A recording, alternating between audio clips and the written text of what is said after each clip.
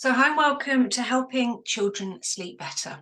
So what I've done is written down the current good practice as quoted by the NHS guidelines of those things that a lot of us already know, but sometimes we do need to start from scratch.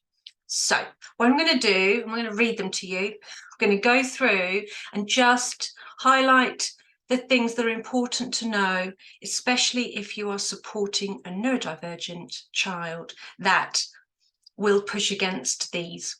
So let's have a look at each of these. Bedtime routines.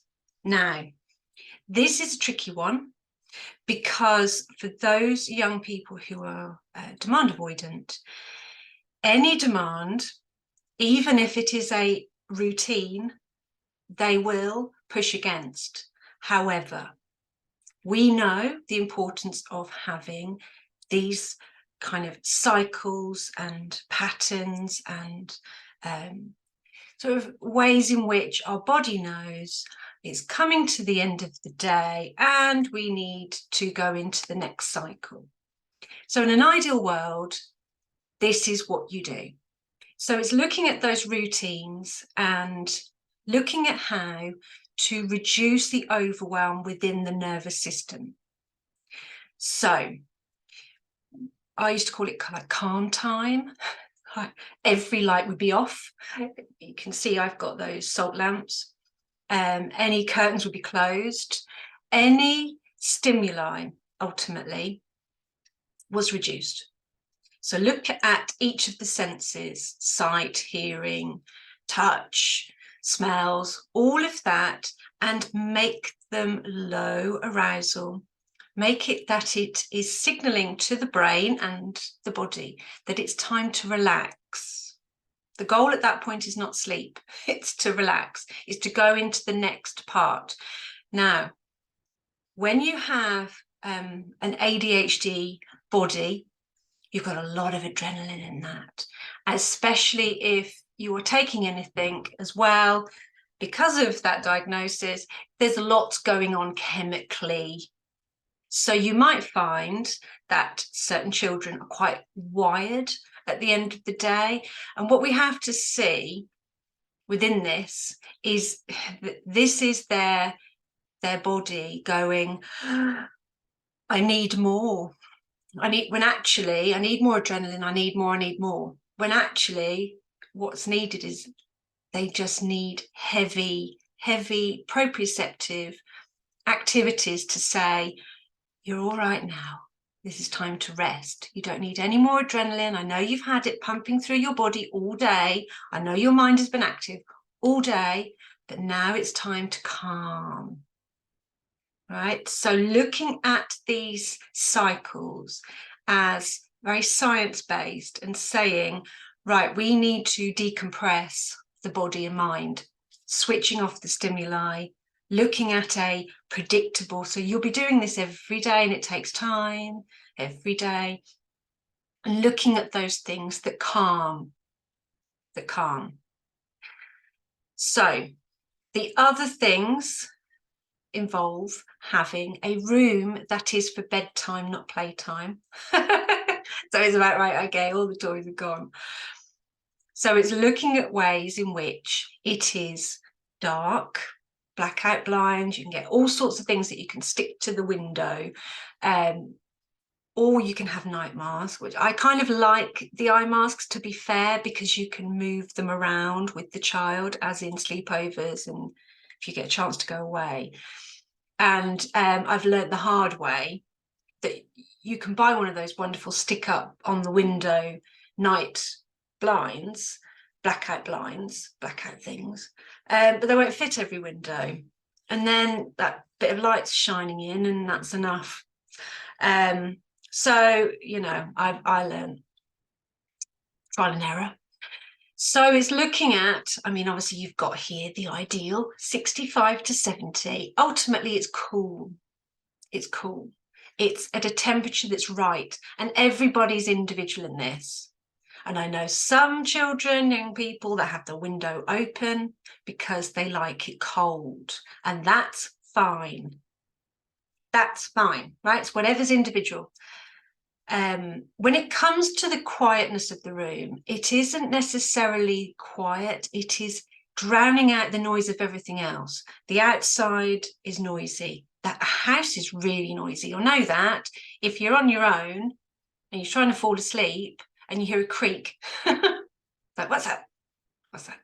So it's blocking out the stimuli so that the child has a chance to start to fall asleep and without that jolting feeling.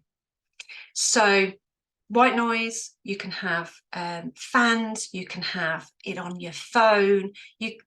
YouTube got thousands of these things. You can buy an app, lots and lots of equipment now that do white noise, brown noise. They do balance of noise, right? Ultimately, that's what we want. You can have rain. I love rain.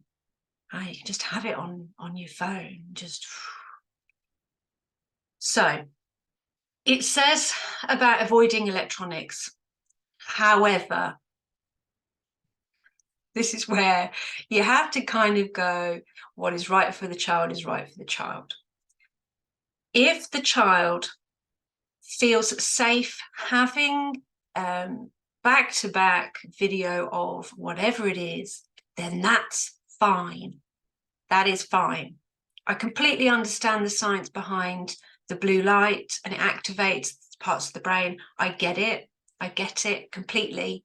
But when you have tried everything else, when the poor young person has tried everything else, and having an iPad, having a tablet that's got, I want to say Mickey Mouse, just, you know, a cartoon over and over and over, fine. I'd do a old DVD player if it was me, because then you know exactly what it is that they're watching. And YouTube does kind of take you on paths I'm not sure is appropriate.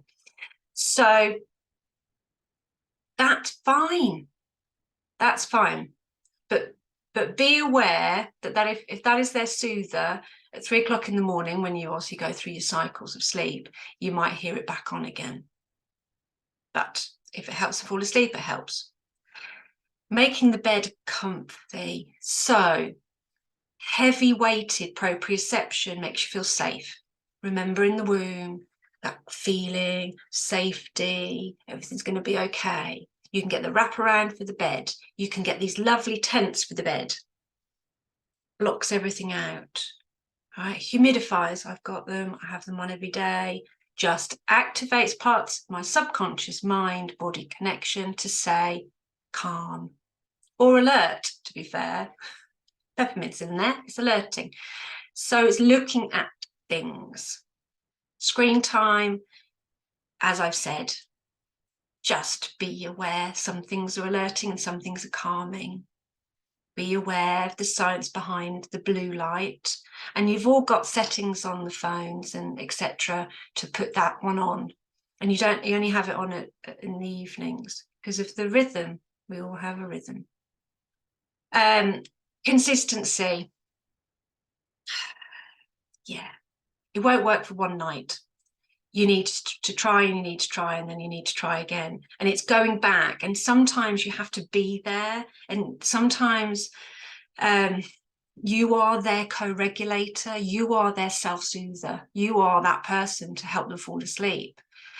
So be aware what it is that's helping them.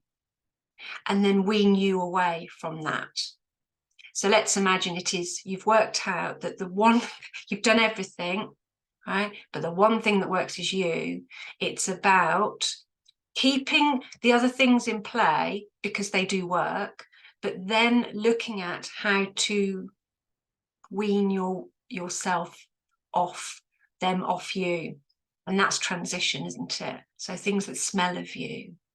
You're not right next to them, you're a bit further away. You check in, come away, check in, come away.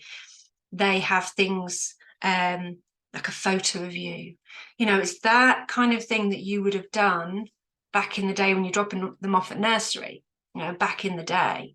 So be aware of the consistency turns into their pattern. And if the consistency is you, then that you kind of got to be aware that you're in the mix too. Relaxation is extremely important, but remember the scale, remember the emotional scale, remember, I've got something in my eye, remember, keep touching it, remember that if your body has not been grounded down the scale, if you need, go and search if you don't know what the emotional scale is. If your body has been on a 3 and wired all day, a 4 and, pushed to the limit, and then you're saying to the body, you're going to relax now, you're going to go down to a 1 and then you're going to fall asleep. If you've not done that through the day, if you're not used to what a 1 is, you're never going to relax because it doesn't feel safe. 3 feels safe. 3 anxious, wobbly feels safe. A 1 does not. A 1 does not. And we do have to be aware of the expectation we have to be able to just go to bed. But going to bed means I relax. I don't like to relax. I don't feel safe to relax. Then that is that, because you'll have done everything else, won't you? Yes, that is the part. And that takes time. That takes wiring in the nervous system, wiring in the brain. It takes time to rewire the system to say, a little bit calmer is okay. Don't aim for complete relaxation. It won't work. We know that. If you've been really stressed for a long period of time, or you've been really wired on a project for a long period of time, and you're like, yay, I'm on it, I know what I'm doing. And then somebody says, oh, should we go and have a spa day? And you're lying there, all you're doing is thinking about the project, all you're thinking about is work, all you're thinking about is how this is nice, but actually you're a bit busy. And that's stressful 3.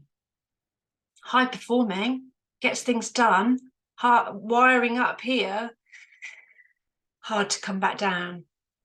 And if children are living in that every single day, we can't expect relaxation, falling asleep at night. So we have to help them understand what relaxation is, the steps involved, and how to dip their toe in. I say dip my toe in all the time. Dip your toe into it. Have a little go of it. 1 minute of it, 2 minutes of it.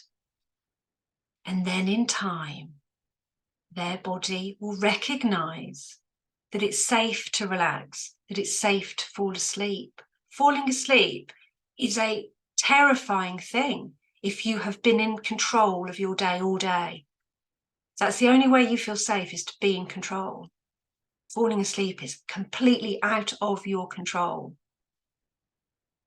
So we do need to be aware of that as parents, and if we're supporting parents, to kind of say, yeah, it's tricky, it's going to take time. But it does happen. It does happen.